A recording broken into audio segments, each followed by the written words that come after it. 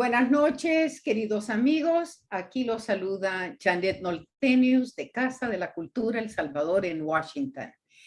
Bueno, y qué mejor manera de pasar un viernes pensando y reflexionando después de nuestra semana de trabajo.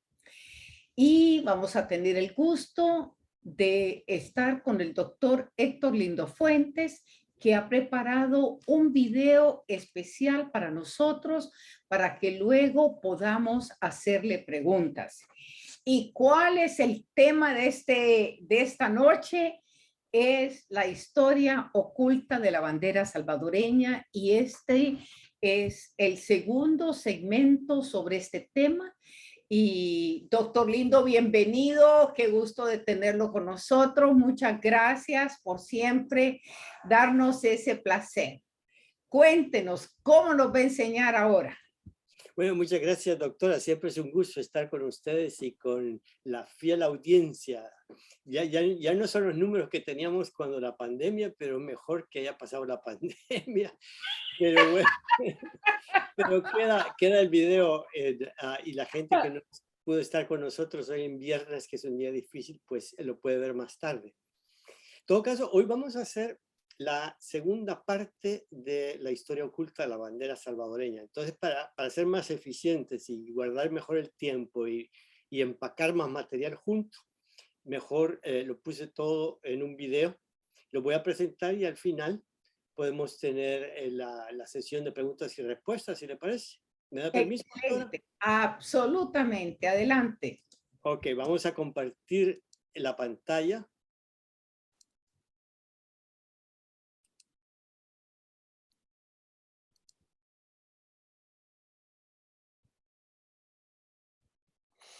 Varias personas que vieron mi vídeo sobre la historia oculta de la bandera salvadoreña, que se refiere a la que se adoptó en 1912, me preguntan sobre los orígenes de la anterior, la bandera adoptada en 1865 durante el gobierno de Francisco Dueñas.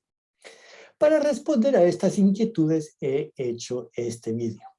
Voy a desempacar el mensaje que quería transmitir Dueñas con el diseño de los símbolos patrios de 1865, examinando el contexto en que se adoptaron.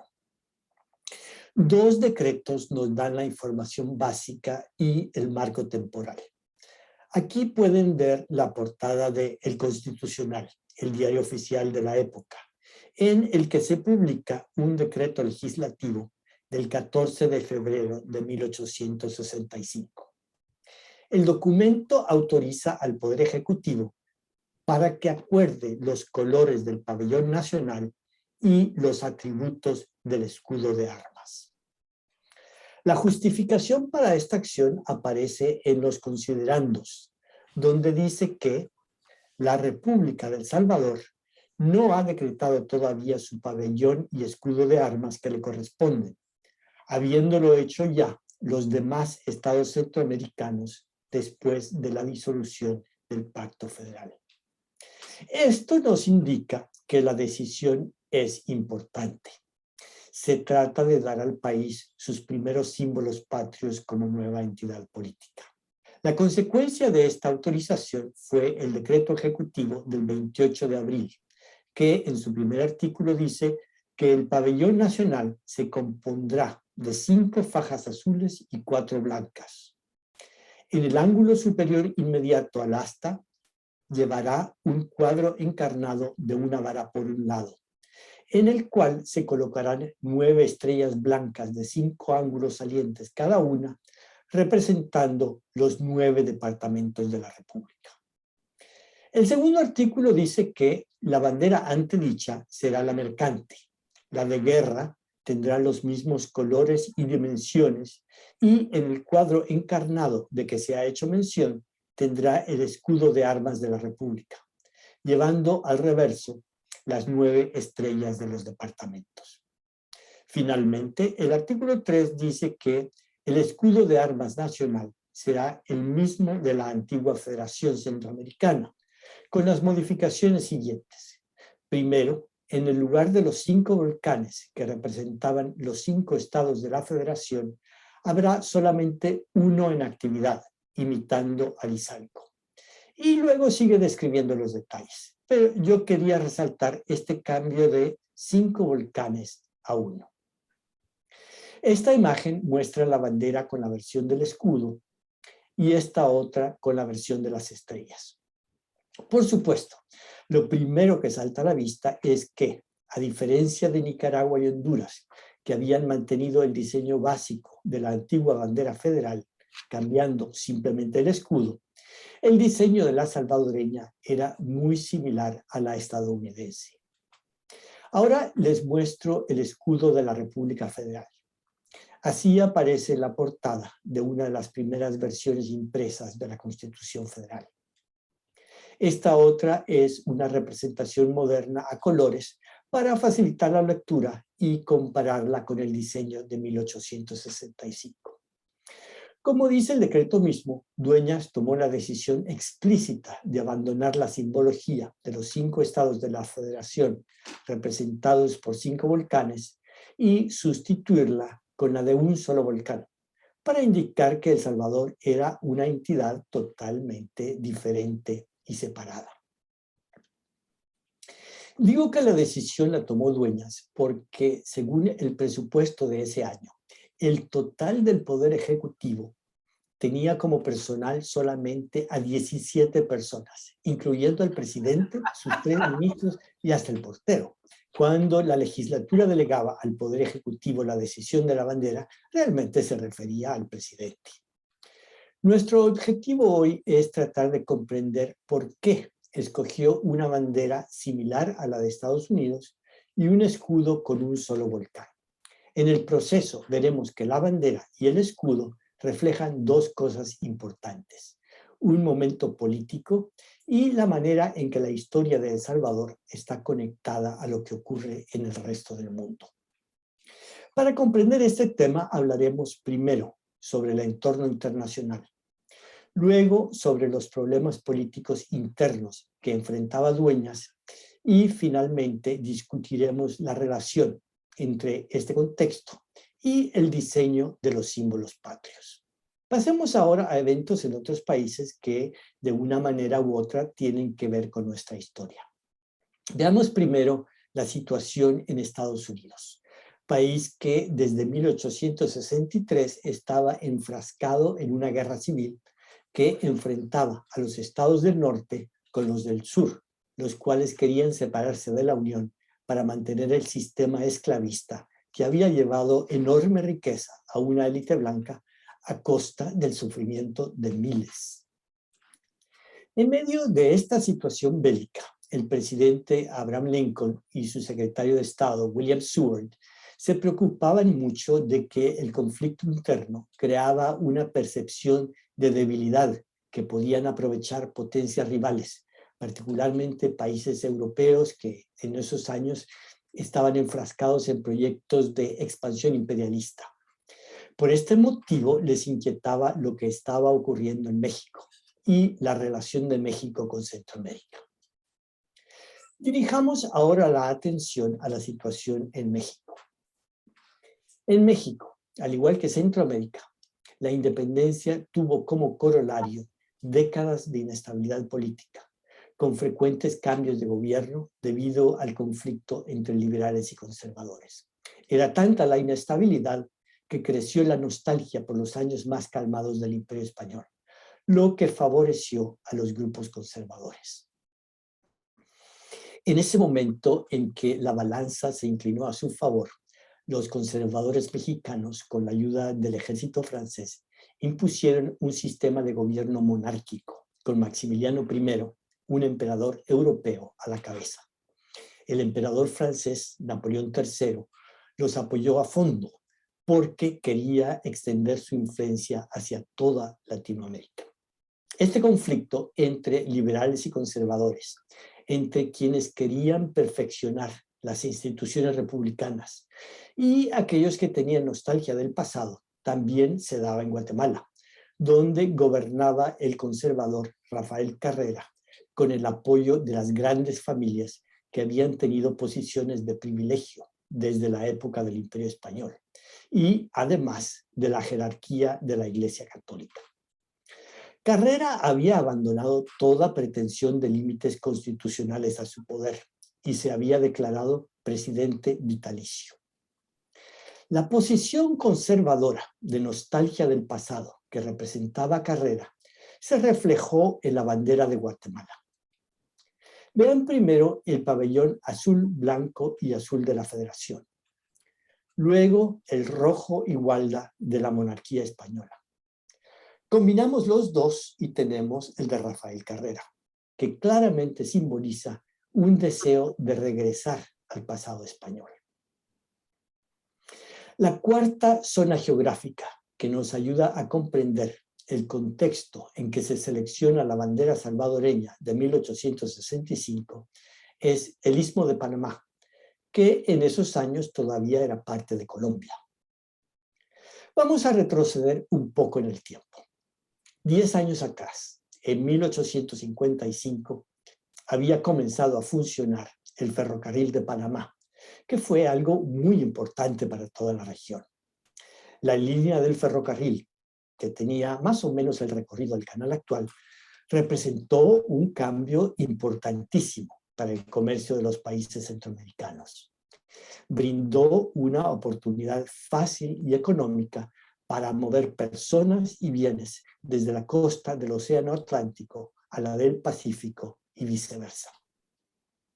Esta ruta, vinculando los océanos, representó la realización de un viejo sueño y tuvo un éxito instantáneo, pues llegó poco después del descubrimiento de oro en California, cuando miles y miles de personas en la costa atlántica de Estados Unidos quisieron buscar una ruta rápida para ir a las minas cercanas a Sacramento a buscar riquezas. Este mapa les muestra el contraste entre el trayecto marítimo tradicional alrededor del Estrecho de Magallanes y la nueva ruta cruzando el Istmo de Panamá. Deben recordar que antes del ferrocarril transcontinental, los viajes por tierra eran arduos, peligrosos y caros. En vista de la enorme demanda que existía para viajar de Panamá a California, la compañía del nuevo ferrocarril y otra empresa que se llamaba Pacific Mail establecieron servicios de vapores que transportaban productos a lo largo de la costa del Pacífico. En este anuncio que apareció en un periódico de California, pueden ver el itinerario que enumera los puertos centroamericanos del Pacífico: San José de Guatemala, Acajutla, La Libertad, etc., hasta llegar a Panamá.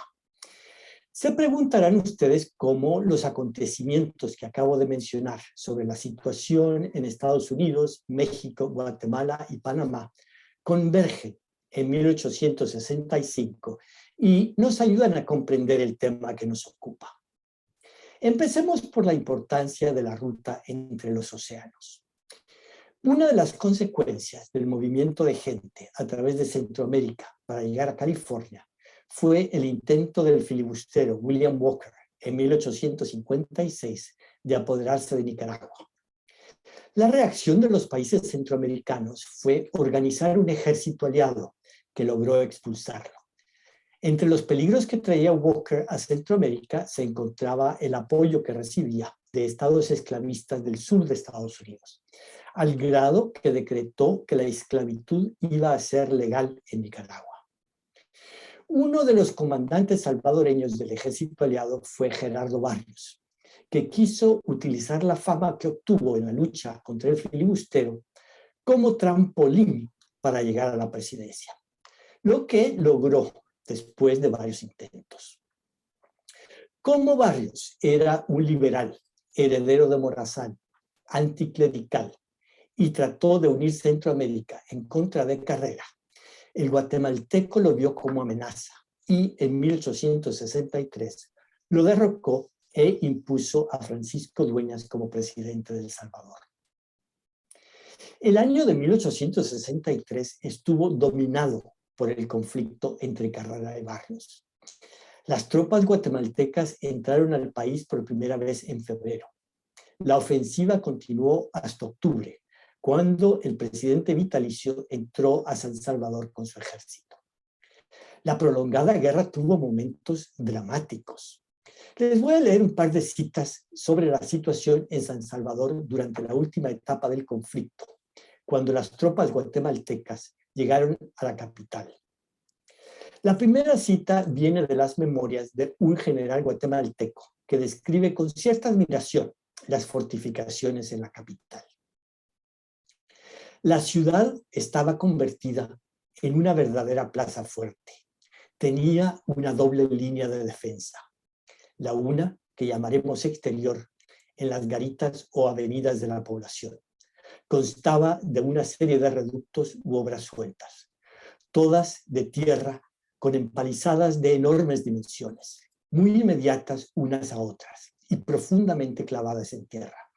Y la otra, en el interior, la formaban varias trincheras y casas claraboyadas, así como los monasterios, las iglesias y los edificios públicos, transformados en fortalezas.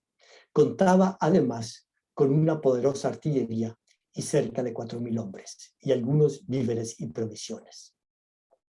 Esta ilustración del sitio de San Salvador, que además duró casi un mes, es una foto del bajo relieve que se encuentra en el monumento Barrios frente al Palacio Nacional. Posiblemente ustedes lo han visto muchas veces, sin saber a qué se refiere exactamente. La segunda cita de testigo presencial es parte de un informe que escribió el estadounidense James Partridge. Como paréntesis, les puede interesar saber que el señor Partridge fue el primer representante de Estados Unidos que vivió en San Salvador, y se considera que la fecha en que presentó credenciales a Gerardo Barrios en 1863, apenas unas semanas antes de escribir este informe, marca el comienzo de las relaciones diplomáticas entre Estados Unidos y El Salvador. Permítanme traducir el informe de Partridge, que describe la llegada del ejército guatemalteco. El 29 de septiembre, el general Carrera vino desde Santa Tecla para atacar esta ciudad y ocupó el barrio de San Jacinto del Sur, mientras que el general Zavala ocupó el oeste. Y el 2 de octubre, Serna ocupó el norte de la ciudad. Desde entonces se han realizado ataques incesantes. El general Zavala notificó formalmente que la ciudad sería bombardeada después de 48 horas. El tiempo pasó y se inició un bombardeo. Se lanzaron varias bombas a la ciudad, incendiando y destruyendo varias casas, matando a mujeres y niños, incluyendo a uno de mis sirvientes. Y en ningún caso, según tengo conocimiento, haciendo daño alguno a los cuarteles o a los puntos contra los que se deberían de haber dirigido los proyectiles.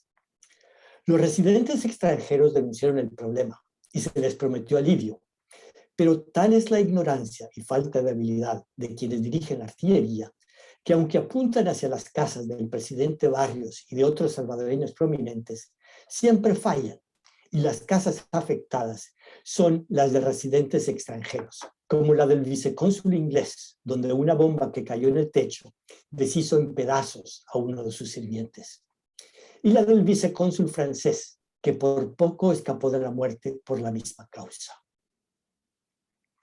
Esta mañana crucé las líneas del general Carrera a través de Santa Tecla y llegué a San Salvador.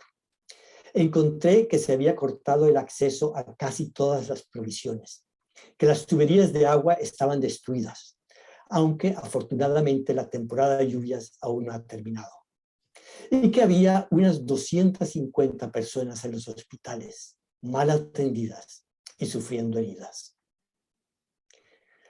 Después de la entrada del ejército guatemalteco a la capital, a Barrios no le quedó más remedio que huir.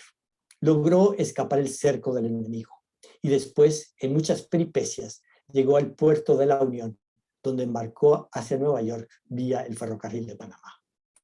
Lo que quiero señalar es que la llegada de Dueñas al poder no hubiera sido posible sin la considerable ayuda militar de Carrera a lo largo de casi un año. El guatemalteco sentía derecho a ejercer gran influencia sobre el gobierno salvadoreño. La dependencia que tenía Dueñas de Guatemala era tal que el mandatario salvadoreño ordenó que se colocara el retrato del guatemalteco en el salón de sesiones de la legislatura. Pasemos ahora a la relevancia de la situación en México para la problemática salvadoreña. Para explicar esto, me permito mostrarles la foto de unas instrucciones que el secretario de Estado envió a Partridge. Esta carta, fechada en diciembre de 1864, se refería a la posición oficial de Estados Unidos con respecto al sistema político de los países centroamericanos. Seguimos, como siempre lo hemos hecho, deseando su independencia bajo un sistema de gobierno republicano. Creemos que eso se puede lograr si son fieles a sí mismos y tienen cuidado de protegerse contra las propuestas e insinuaciones de aquellos extranjeros que están vitalmente interesados en desaprobar a todos los gobiernos republicanos e inclusive atraer a su lado a aquellos países donde prevalece ese sistema. Hay razones para creer que el representante de Guatemala en Estados Unidos no es amigo del republicanismo, sino que suscribe abiertamente puntos de vista que pueden llevar a la absorción de su país por el imperio mexicano en ciernes. Fíjense en las últimas palabras, que pueden llevar a la absorción de su país por el imperio mexicano en ciernes. Aquí Seward expresa el temor de que mientras la política estadounidense se concentraba en su problema interno de la guerra civil, la presencia en México del emperador Maximiliano representaba un régimen monárquico y un proyecto imperialista patrocinado por Francia. Es más, el secretario de Estado tenía razones para temer que los conservadores de Guatemala querían unirse al experimento. Y no era idea descabellada. Después de todo, como ustedes saben, inmediatamente después de la independencia en 1821, los grupos conservadores de Guatemala quisieron unirse al imperio mexicano de Iturbide para minimizar las posibilidades de cambios. La influencia monárquica francesa en México a través del imperio de Maximiliano tuvo mucho que ver con la guerra entre Guatemala y El Salvador. Barrios se preocupó muchísimo cuando se enteró de la invasión francesa a México y de los planes de establecer una monarquía. Una de sus primeras acciones fue enviar a un embajador a Estados Unidos para tratar de obtener apoyo. El embajador fue Lorenzo Montúfar, que transcribió en sus memorias las instrucciones que recibió de Barrios. Intereso a usted para que procure en la convención que debe celebrarse con ese gobierno asegurar clara y terminantemente la independencia de El Salvador, siguiendo ese gobierno el principio reconocido en ese país de no consentir que ningún estado de Europa anexe ni de ningún modo se posesione de territorios americanos. Los hombres que dirigen hoy la política de Guatemala, siguiendo su historia personal, son capaces no solo de vender a la España Centroamérica, sino también al Gran Turco. Barrios estaba tan alarmado con la idea de que Guatemala quería anexionarse al Imperio Mexicano que trató de unir a los demás países de Centroamérica para derrocar a Carrera. Según fuentes en archivos franceses que consultó Thomas Schoonover para su libro The French in Central America, esta es la principal razón que explica el enorme compromiso militar en el que se embarcaron los guatemaltecos en la guerra de 8 meses contra El Salvador. Francia tenía como representante para Centroamérica un importante diplomático que se llamaba Julien de Cabarrús, que empujaba a Carreras a derrotar a Barrios. Según dice este último en un manifiesto, el diplomático francés trató de convencer a oficiales del ejército salvadoreño para que traicionaran a su comandante, y lo logró con el caso de Santiago González, cuya traición en julio marcó el principio del fin del régimen de Barrios. Hay además fuentes francesas que sugieren que Napoleón III había discutido un plan alternativo para convertir al hermano de la emperatriz Carlota de México en rey de Guatemala y más adelante de toda Centroamérica. Después de perder la presidencia, Gerardo Barrios se desplazó a Nueva York y trabajó arduamente para conseguir armas y apoyo político. Como parte de su estrategia para recuperar el poder, se comunicaba con los gobiernos latinoamericanos y de Estados Unidos para advertir sobre la posible anexión de países centroamericanos al Imperio Mexicano. En su campaña le convenía presentar a sus rivales conservadores como arquitectos de un retorno al sistema monárquico, que además estaban a punto de ayudar a la expansión del imperialismo francés. Quería que Estados Unidos y América Latina lo vieran como la alternativa lógica para contrarrestar al imperialismo francés y, por lo tanto, merecedor de apoyo. Este manifiesto, publicado en inglés en 1864, fue parte de esa campaña de Barrios que subraya el peligro de la anexión de Centroamérica al Imperio Mexicano. Aquí les muestro una correspondencia con un prominente liberal mexicano que estaba en constante comunicación con el secretario de Estado Seward. La carta menciona que Barrios le había advertido sobre el proyecto de Guatemala y algunos otros estados de Centroamérica de anexarse al llamado Imperio Mexicano. El gobierno de El Salvador publicaba desmentidos para atajar a la propaganda de Barrios, refiriéndose al supuesto proyecto de anexión. El mismo presidente Dueñas, en un discurso a la legislatura en enero de 1865, se vio obligado a decir que no ha faltado quien atribuya a los gobiernos de Centroamérica proyectos de anexar estas repúblicas al Imperio Mexicano. Tengo la satisfacción de aseguraros en este acto solemne que no hay ni ha habido proyectos de tal anexión. Como pueden ver, a mediados del siglo XIX, El Salvador no era un país aislado. Lo que ocurría en el resto del mundo podía tener un gran impacto en las decisiones políticas del país. Leyendo los documentos de archivo me da la impresión de que así como durante el conflicto armado del siglo XX, el ejército salvadoreño y sus aliados sabían que la mejor forma de obtener ayuda de Estados Unidos era presentarse como barrera indispensable contra el comunismo, Barrios intentaba presentarse como barrera contra las instituciones monárquicas y el imperialismo francés. Con estos antecedentes podemos comprender mejor la situación en El Salvador inmediatamente antes de la publicación del decreto sobre los símbolos patrios. Durante 1864, Barrios se dedicó a viajar conspirando, negociando la adquisición de suministros y apoyos para regresar a El Salvador y recuperar el sillón presidencial. Sus cartas advirtiendo sobre el proyecto de anexión a México eran parte de esa campaña. Entre tanto, Dueñas intentaba consolidar su tambaleante gobierno a sabiendas de que Barrios podía regresar y de que su seguridad dependía militarmente de la ayuda del guatemalteco Carrera. Poco a poco, el gobierno intentaba obtener legitimidad. Para finales de 1864, Dueñas había logrado la aprobación de una constitución y llevar a cabo elecciones legislativas y presidenciales.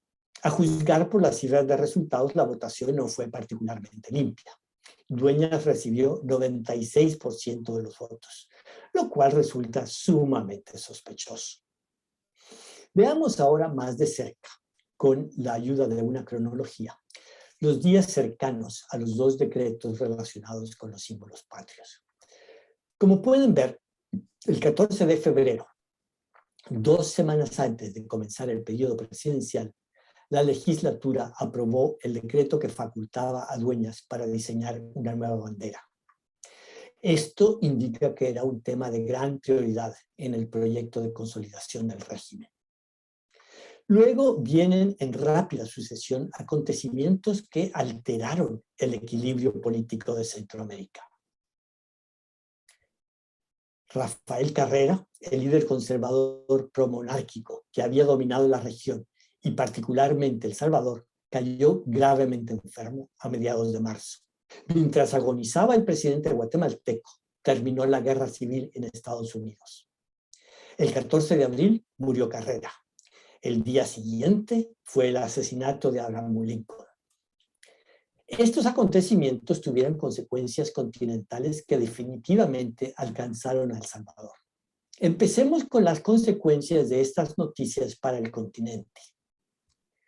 Para que se cumpliera el sueño de Napoleón III de expandir su influencia más allá de México, hasta Guatemala y toda Centroamérica, era indispensable que Estados Unidos fuera un país débil.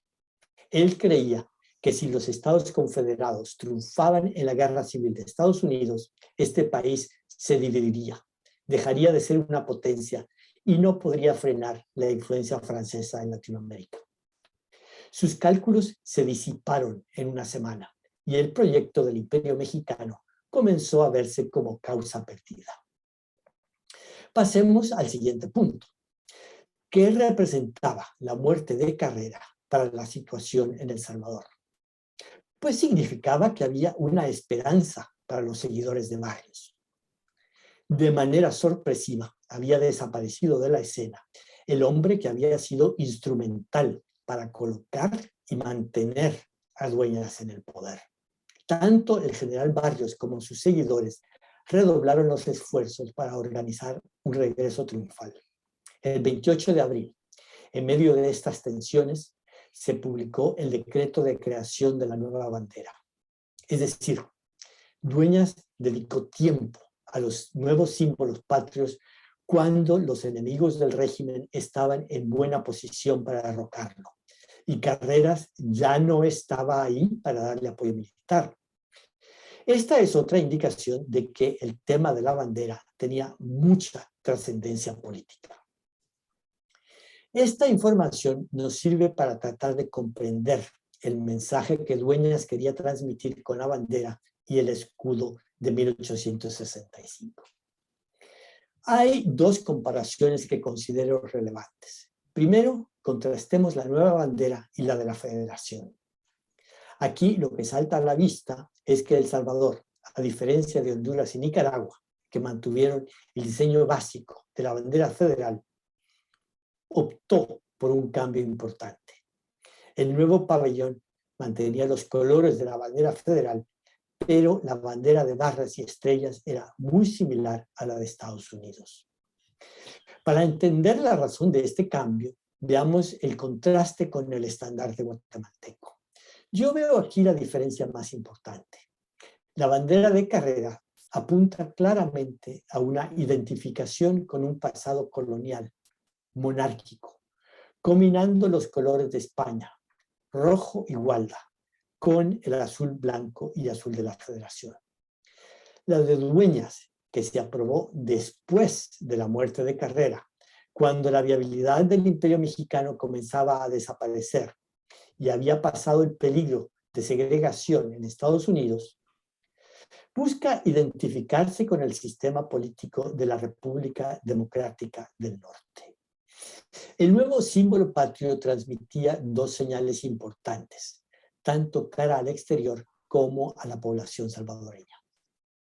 Estando bajo amenaza de los liberales, Dueñas indicaba, con un diseño similar al de Estados Unidos, el país republicano por excelencia, el gran rival de monarquías, un distanciamiento rápido del proyecto conservador de Rafael Carrera, que había coqueteado con el Imperio Mexicano y adoptaba los símbolos y actitudes de la monarquía española.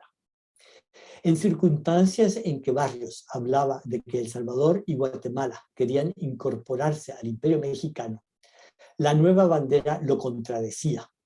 Le señalaba a la población de El Salvador que, contrario a lo que decía Barrios, Dueñas rechazaba la idea de una monarquía y se identificaba con el sistema político republicano de Estados Unidos.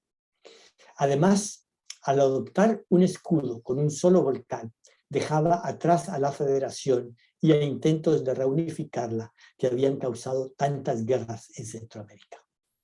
Se puede decir que con estas acciones le quitaba seguidores a Barrios, porque decía que Dueñas no era ni marioneta de Guatemala, ni conservador con tendencias monárquicas, y que, además, iba a tener una agenda de no intervención en las rivalidades centroamericanas, que podía traer mayor paz para concentrarse en actividades productivas. Esta promesa de paz tenía particular resonancia una década después de la inauguración del servicio del ferrocarril de Panamá y vapores del Pacífico. En El Salvador ya se podían vislumbrar las posibilidades económicas que ofrecían los costos de transporte más bajos, con los que los beneficios de exportar añil eran mayores y se hacía posible aumentar la exportación de un producto relativamente nuevo a la vida económica de El Salvador, el café.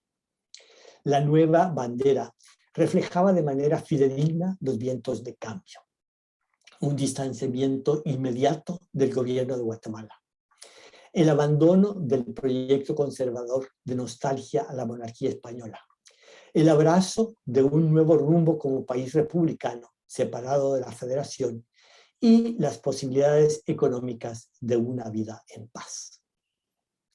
Para terminar, no quiero que se queden con el suspenso y voy a resumir en qué terminó el intento de Barrios de regresar a la presidencia.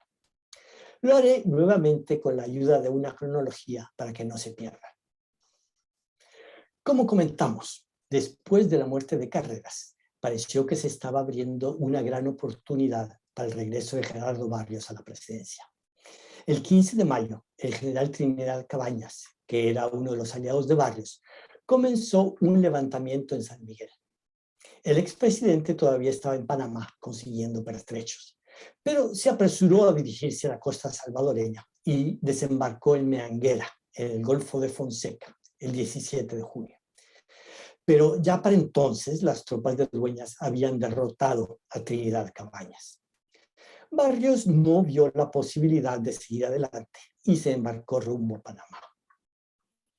Desafortunadamente, una tormenta empujó el barco del general a las costas de Nicaragua, donde lo capturaron y el gobierno nicaragüense lo colocó en prisión.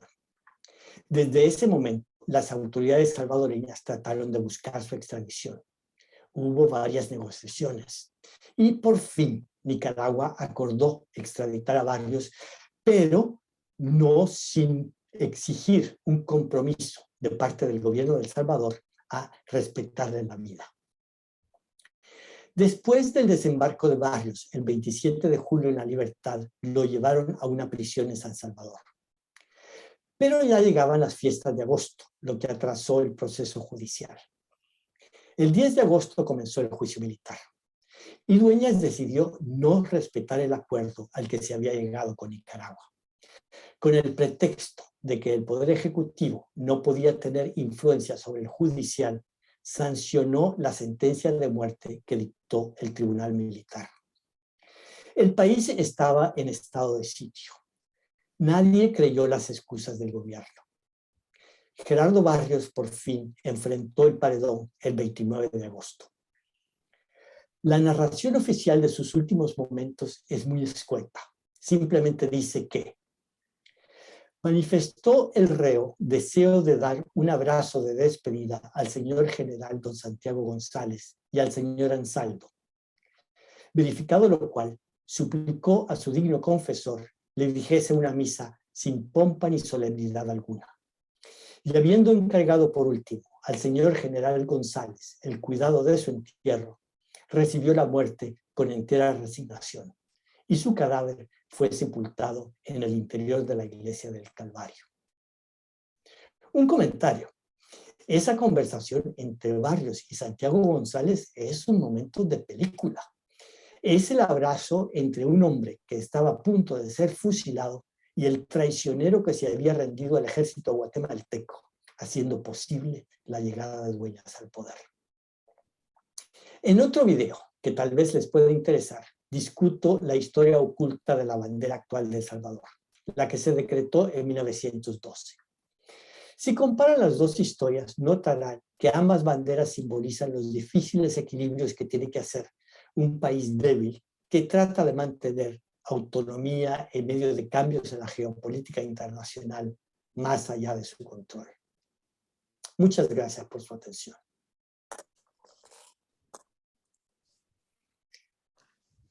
Bueno, doctor Lindo, una vez más, usted nos ha dejado con preguntas y fascinados por una historia completamente desconocida, estoy segura, por muchos de nosotros. Quería ver si hay algunas preguntas y comenzaríamos por las preguntas, si le parece. Adelante, adelante. Aquí dice, Oscar Valdés dice, ¿por qué la bandera de Dueñas tiene más barras y estrellas que la del decreto? El problema de las estrellas tiene que ver con el número de departamentos. La primera bandera tiene 9 estrellas porque había 9 departamentos. Pero lo que pasa es que El Salvador comenzó a subdividirse, particularmente al principio. Si se fija, la base de poder de Barrios era San Miguel, porque San Miguel abarcaba lo que ahora es San Vicente, San Miguel, La Unión y Morazán. Pero por supuesto, como esa era la fuente de poder de Barrios, una de las primeras cosas que hace Dueñas, ya cuando derrota, ya ha matado a Barrios, es desmembrar San Miguel y convertirlo en 3 departamentos. O sea que poco a poco, por motivos políticos, el número de estrellas va cambiando porque van aumentando el número de departamentos de 9 hasta 14. ¡Wow! Es increíble, desmembrando el poder de Barrios para que no existiera nunca más, ¿verdad? Exactamente, Barrios se veía como un peligro y aún sus seguidores. Ya una vez no estaba Barrios, seguía siendo peligroso el que tenía tanto apoyo en la zona San Miguel, en la zona oriente. Bueno, ese beso de Judas al final de la muerte es impresionante, del que lo traiciona también, ¿verdad? El general Santiago González, que luego traicionó a Dueñas. Era ficha, porque el que va a derrocar a Dueñas cuando Dueñas se quiere reelegir fue Santiago González. O sea que Santiago González traicionó a Barrios y traicionó a Dueñas. Wow, y se quedó de presidente, o sea que parece que era ambicioso el muchacho. Uf.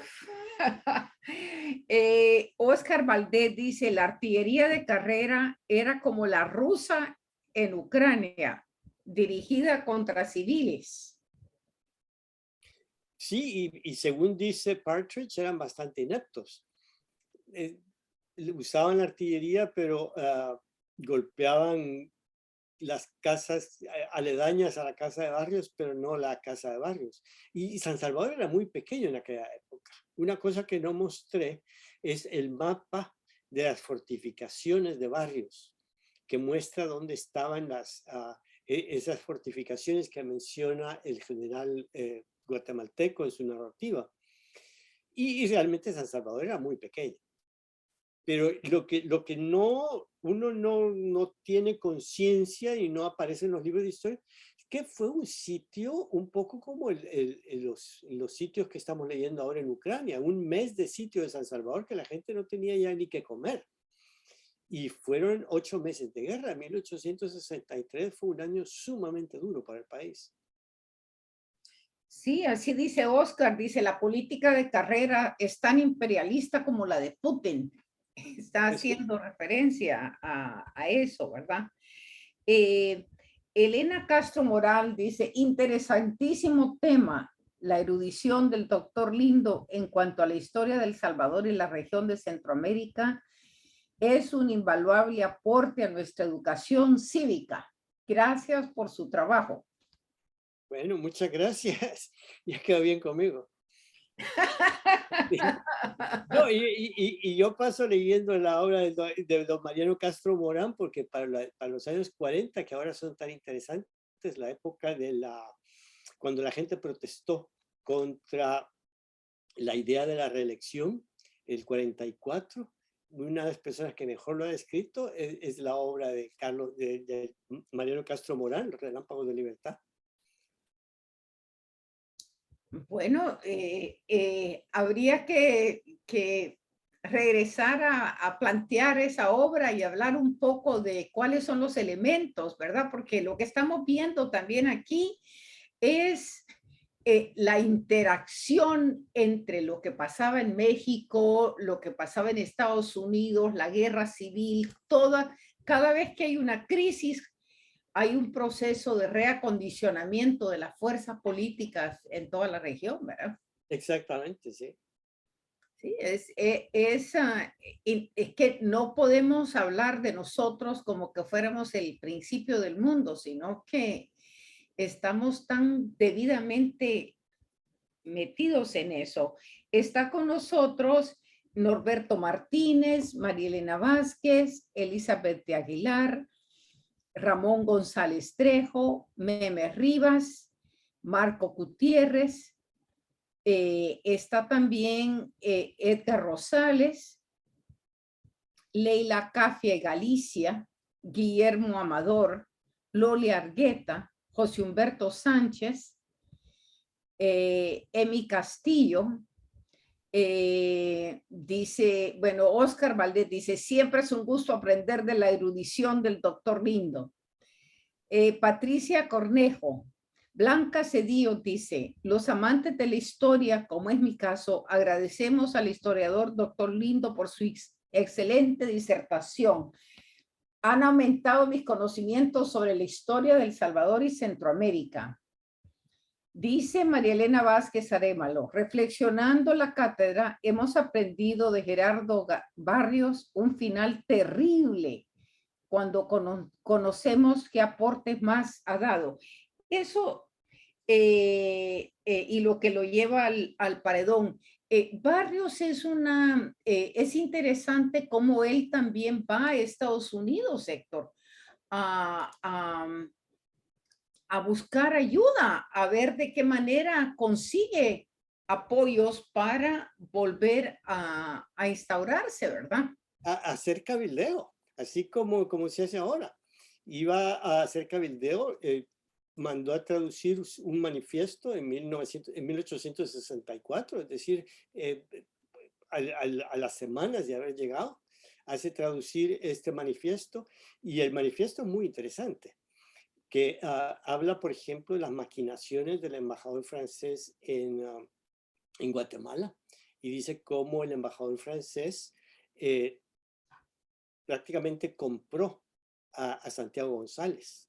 Por eso es que llama tanto la atención que en 1864 él publica en inglés que Santiago González lo ha traicionado, patrocinado por el representante francés, y a los meses, cuando lo están fusilando, él pide abrazar a Santiago González. A mí me parece que es un momento de drama en la historia salvadoreña como pocos. No, indudable, indudable, pero también es interesante ver cómo las fuerzas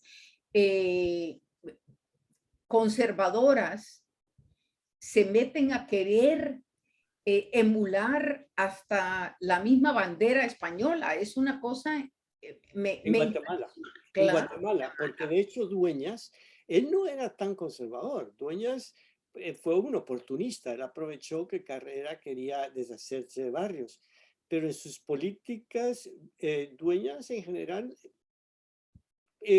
trató de aprovechar las oportunidades económicas como cualquier otro liberal. Pero sí, a él le convenía que lo apoyara Carrera. Además, se leyó muy bien el momento político, que tenía que alejarse rápidamente de la agenda de Carrera, porque ya se había acabado la guerra civil en Estados Unidos, ya el proyecto imperialista francés ya no tenía ningún sentido, y que lo que le convenía a él y al país era abrazar el proyecto republicano. La idea de imitar la bandera de Estados Unidos es eso. Es decir, no, yo no soy lo que dicen que soy la marioneta de Carrera. Yo soy más bien un republicano que admira a Lincoln. Y salían artículos después de la muerte de Lincoln alabando su visión. Pregunta José Humberto Sánchez, dice, he leído la biografía de Gerardo Barrios de Ítalo López Vallecillos. ¿Le parece fiel? Bueno, está muy bien documentada. De hecho, yo saqué bastante información del libro de Ítalo, porque Ítalo además una de las cosas que hace es reproducir mucho documento. Y él se basó bastante en la recopilación de documentos de un nicaragüense, Gámez, José Dolores Gámez, y también en lo que estaba en la recopilación de documentos que tiene Miguel Ángel García. Bueno, Oscar Valdés dice, desconocía las aspiraciones de Napoleón III de expandir su imperio hacia Centroamérica, pero tiene todo el sentido ante la debilidad de Estados Unidos durante la Guerra Civil. Sí, de hecho, hay una carta poco conocida que habla de que el rey de Bélgica, el rey Leopoldo, que es el famoso imperialista en África, que era el tío de Carlota, la esposa de Maximiliano, él fue a pedirle a Napoleón III que le diera a su otro hijo, que tenía un hijo desempleado. Las monarquías europeas tienen muchos hijos desempleados, entonces quería que le diera Guatemala. Y lo platicaron seriamente. ¿Qué tal si ponemos al fulanito ahí de rey de Guatemala? Va pues. Bueno, también Oscar sigue adelante. Oscar Valdés dice, poco tiempo después de la muerte de Barrios, se consolida el cultivo del café con el apoyo del Estado salvadoreño. ¿Qué pasó en esa época con el conflicto previo entre liberales y conservadores? Bueno, de hecho, El Salvador siempre fue un país muy liberal. No había una aristocracia como en Guatemala que tenía ambiciones de nobleza como los Aycinena en Guatemala. Sí había personalidades, el número de políticos era muy pequeño, pero realmente a todos les convenía un poco de paz, porque ya se hacía posible aumentar el cultivo de café y vender a mejores precios el añil. Y yo hablo de eso en mi primer libro, de hecho, la importancia que tuvo la apertura de las rutas comerciales del Pacífico con el ferrocarril de Panamá. Entonces, cambia mucho la ecuación política y económica de la guerra. Y irse a la guerra salía muy caro, porque entonces ya los costos de oportunidad de irse a la guerra eran altos, se dejaba de ganar. Entonces, no, yo creo que esa idea de que el patrocinio del Estado del café fue instrumental, yo creo que no es cierto. Eso es, y Oscar lo sabe muy bien, ¿no? Los incentivos del mercado eran muy claros, que valía la pena meterse a cultivar café. Bueno, pero también está todo lo que pasó en esos momentos, la legislación de lo que fue el exterminio de los ejidos, ¿verdad? Eso viene más tarde, eso viene en los años 80. Ya sería 20 años después. Exactamente. Y eso también lo dictaba bastante la lógica del mercado y el conflicto étnico. Es decir, las minorías blancas y ladinas y los prejuicios que tenían contra los pueblos originarios. Es decir, que no eran obstáculos para el progreso.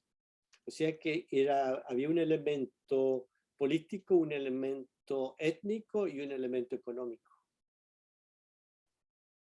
Bueno, y finalmente, ¿cómo fue que salió de México el imperio? Fue derrotado porque Maximiliano ya perdió el apoyo de Napoleón III porque Napoleón III ya tenía otros problemas en Europa. Entonces se retiran las tropas francesas y ya eso ya era la perdición de Maximiliano, que nunca logró tener realmente mucha legitimidad en México. Siempre estuvieron muy a la defensiva y Benito Juárez, pues ya obtuvo mucho más apoyo de Estados Unidos después del fin de la Guerra Civil. Si lo que permitió el imperio francés en México fue la Guerra Civil en Estados Unidos. Y ya por esa época ya a Napoleón III le empieza a preocupar a Alemania, ya está Bismarck organizándose, ya hay reunificación alemana tomando forma. Entonces eso es mucho más cercano que alguna aventura en México, un sitio exótico. Bueno, una cosa que es impresionante, Héctor, para mí, es cuando tú nos muestras cómo todos estos eventos están y pasando de una forma acelerada, porque entre la muerte de Carrera, como son cosas, pero en el mismo mes yo he quedado sorprendida. Entre los dos decretos. Yo creo que eso es bien interesante ver esa rapidez de acontecimientos y la habilidad de Dueñas de leer el momento, de reposicionarse políticamente, ese tomar distancia inmediata de Guatemala. Oscar Valdés nos comenta, dice, en su libro William Pleites menciona excepciones de los impuestos a la exportación de café como uno de los elementos importantes a que haya crecido el cultivo del café. Sí, pero la verdad que en aquella época los impuestos de exportación a mediados del siglo XIX eran muy limitados, en parte por la dificultad de colectarlos. Sí, estamos hablando de estados muy débiles. Hablando de estados débiles, cuando tú nos dices, Héctor, que habían 17 personas en el estado, yo me quedo... Ese era todo el poder ejecutivo. Poder ejecutivo. Ay, es increíble porque tú te dices, y me pregunto qué tanto era el ejército en esos momentos. Bueno, los ejércitos los reclutaban para el momento, es decir, no eran ejércitos muy estables. Una de las cosas que trató de hacer Barrios es estabilizar el ejército, pero la profesionalización del ejército fue bastante lenta porque necesitaban brazos para la agricultura. Tampoco ya se podían sacar brazos de la agricultura tan fácilmente y tener un ejército estable pues es algo que salía caro. Ya después de la caída de Dueñas, ya cuando empieza ya a crecer más la producción de café, que ya se empieza a estabilizar más. El proyecto de tener un ejército estable, profesionalizado, tener una politécnica, empieza con Barrios, pero no empieza a ser una realidad sino hasta después de 1871. Sí, porque ahí está la escuela de cabos y sargentos que La llaman. escuela de cabos y sargentos, pero es posterior, empieza con la politécnica y después la de cabos y sargentos. Ya para principios del siglo XX ya eso ya tiene más forma. Y llegan los extranjeros, llega Francés y Rosselló, llegan estos asesores extranjeros. A profesionalizar no solamente el ejército, pero también el Estado, porque la verdad que el Estado salvadoreño era débil en los 800, ¿no? Sumamente débil, sí.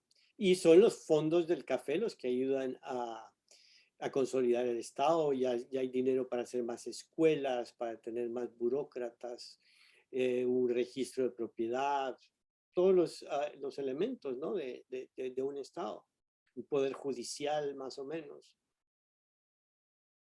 Bueno, es interesante también cómo Guatemala sí tiene aún, en esos momentos, hay líderes militares en Centroamérica, Carrera, Barrios, no sé, en Honduras y Nicaragua también se da lo mismo. Bueno, sí, en Nicaragua está José Santos Zelaya, que era el gran centralizador del Estado de Nicaragua.